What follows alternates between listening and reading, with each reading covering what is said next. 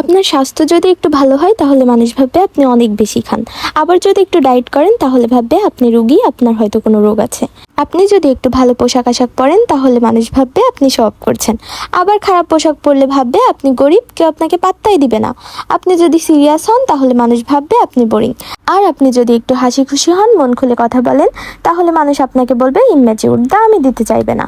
আপনি যদি মানুষের বিপদে তাড়াতাড়ি চলে যান তাহলে মানুষ আপনাকে টেকেন ফর গ্রান্টেড মনে করবে।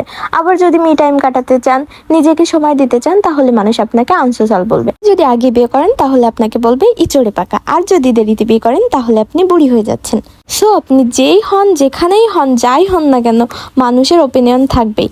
তাই পাছের লোকে কি ভাবলো সেগুলো ভেবে নিজের জীবন নষ্ট করবেন না। অন্যের ক্ষতি না করে কিভাবে ভালো থাকা যায় সেদিকে মন দিন, কারণ মানুষের ওপিনিয়ন থাকবেই। আপনি কখনোই মানুষকে সন্তুষ্ট করতে পারবেন না। আর আমার মনে হয় না যে সবাইকে সন্তুষ্ট করা আমাদের অনেক দরকার। সো এসব থেকে বের হয়ে আসেন।